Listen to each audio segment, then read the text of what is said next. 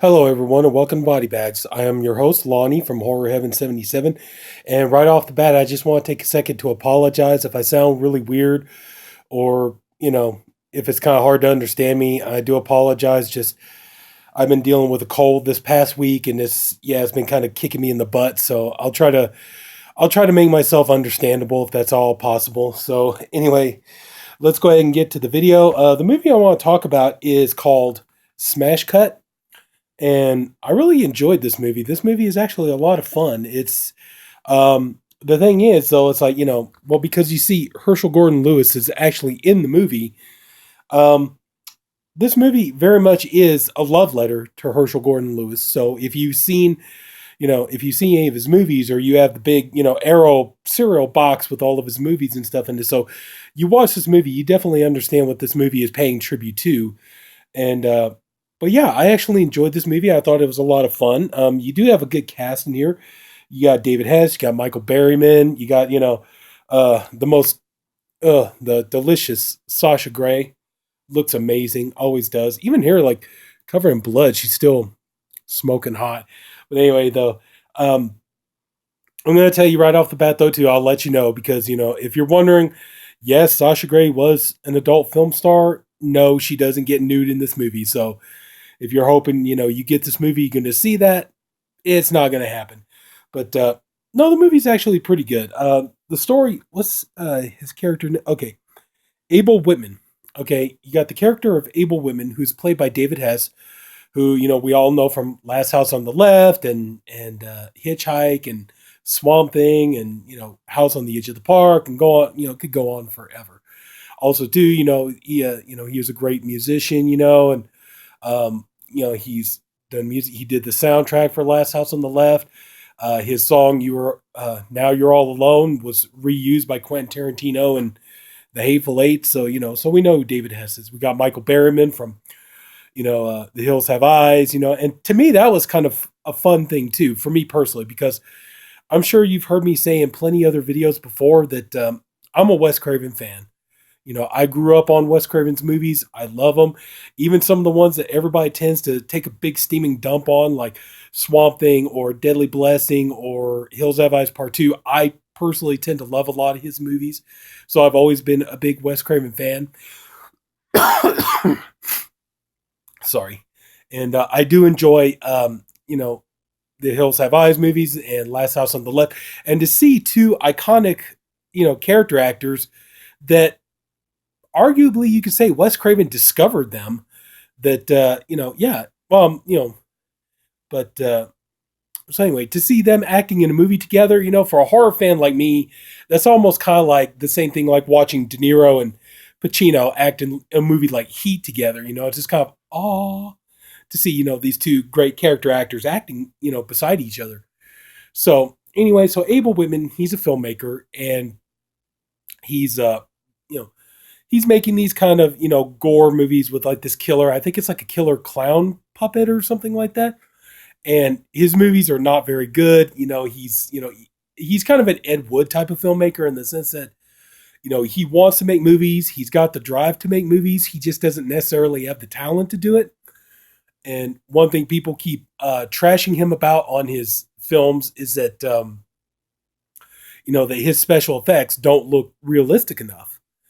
And so he's upset, and and he's got like investors talking about they want to pull funds from his future projects and stuff like that. So he goes to a strip club, and he's getting drunk, getting wasted, and stuff like that. And he's kind of having a pity party, trying to figure out what he's going to do, and feeling sorry for himself and stuff.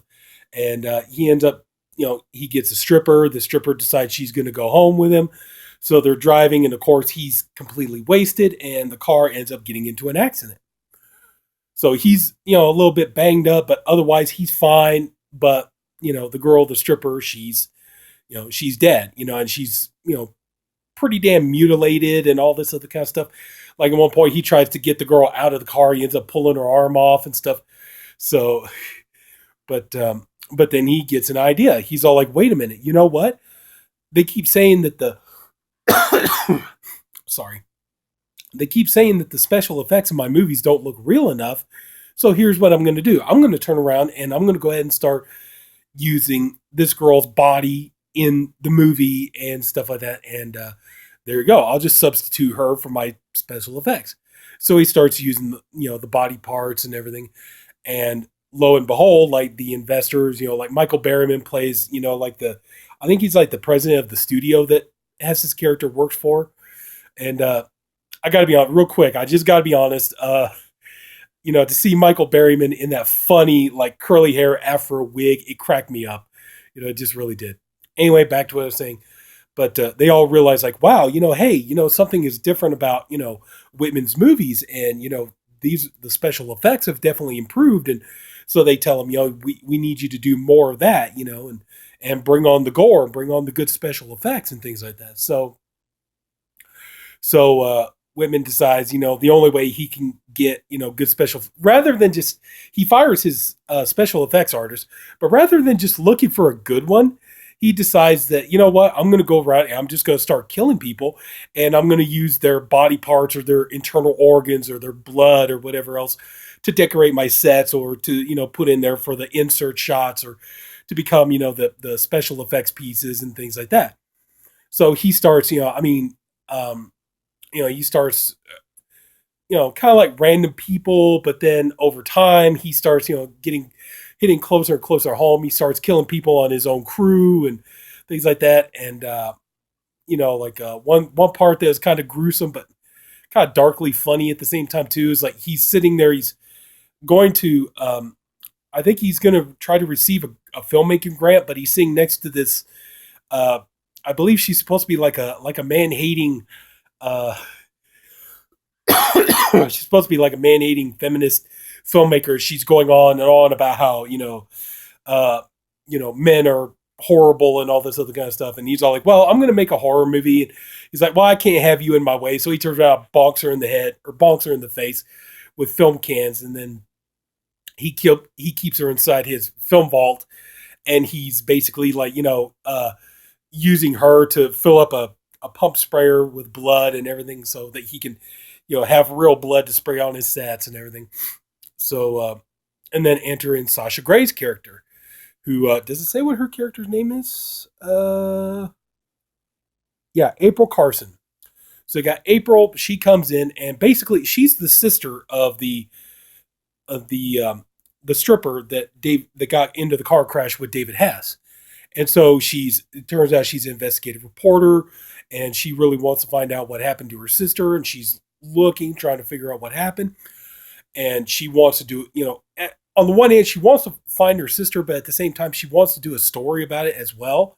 So she goes to her boss, who's played by the man, Herschell Gordon Lewis, and she asks him if she could, make this into like a feature story while she's looking for her sister. And he's like, yeah, go ahead. It'd be a good piece. So, but, like I said, that, seeing Herschell Gordon Lewis in the movie, plus, just kind of the whole setup of this movie, you get the feeling this movie really is, same thing like with Blood Diner. You get the feeling this movie really is a loving, just big tribute, just a huge love letter to Herschell Gordon Lewis and his, gore films. And so, but anyway, she decides that she wants to find her sister. She's going to make the story of it, but she doesn't know where to look. So she hires this very, very unorthodox private investigator. And so he's, telling her about, he's going to find her and this and that. And he's kind of like, he's dressed kind of like a real dapper, dandy kind of guy. And he kind of like switches clothes up and things. He's always walking around with a cane and stuff. So, but he tells her he's going to find her sister and stuff. And then they start to close in on Whitman. And at one point, April decides, that she thinks one good way to see if she could get any information about what happened to her sister is to take a job as an actress on one of Whitman's movies. And so he hires her, and she starts making the movies and stuff. And, there's one part though, it's kind of like, you kind of question Sasha Grey's character, because April's having to do a scene with her sister's mutilated head. And it seems like, she doesn't notice her own sister. I mean, yeah, the head is, decomposed, but not to the point that it's unidentifiable. It's like she could still look, and, you could still kind of tell it's the stripper, but apparently Sasha Grey's character couldn't do that. But But anyway, so you know, the thing is, though, is like Whitman's character now he's starting to get more praise. He's starting to get more, just more love and admiration. He's starting to get fans. He's starting to taste success and he's starting to taste fame. And now he doesn't want to lose that. And so, his quest to make even more graphic, more gory special effects just gets even more extreme. And I think that'd probably be the best place to leave it there. I think I've already explained a little too much of the story anyway. But overall, this movie it's a lot of fun. If you're interested in like horror gore comedies that pay loving tribute to Herschell Gordon Lewis, then this one's a fun one to watch. In my opinion, it is. Like I said, Sasha Grey, she looks amazing, but unfortunately, no nudity. So, but still, fun to see her in a movie. Michael Berryman, like I said, he's funny. Everybody's funny in this movie, pretty much. Michael Berryman, he's got that wig on and everything else, but Michael Berryman's a pleasure to watch in anything he's in, pretty much. I mean, you could have a movie that completely sucks ass, like Ed Gein, Butcher of Plainfield, the one with Kane Hodder. But the only thing that saves that movie, that even makes that movie remotely watchable, is to see Kane Hodder and Michael Berryman in a movie. So, but anyway, so so they're doing pretty good. But the one thing I really want to talk about this movie is David Hess. Now, may he rest in peace. But David Hess, I'm actually stunned that he is not one of those film actors. Sorry. I'm very stunned that he is not one of those actors who didn't break out bigger than he should have. Because David Hess, I mean, even though he played villains for the most part, and not only was he an actor, he was a director. We're horror fans. We know he directed the movie To All a Good Night. So we know he's a director. We also know that he's, a singer or songwriter, things like that. He is a man of many talents. And it just really kind of gets under my skin that he never broke out bigger because, his roles were so, you hated him, but at the same time, he was kind of the guy you love to hate. And, he had such a presence about him and he brought such a gravitas to his characters and things.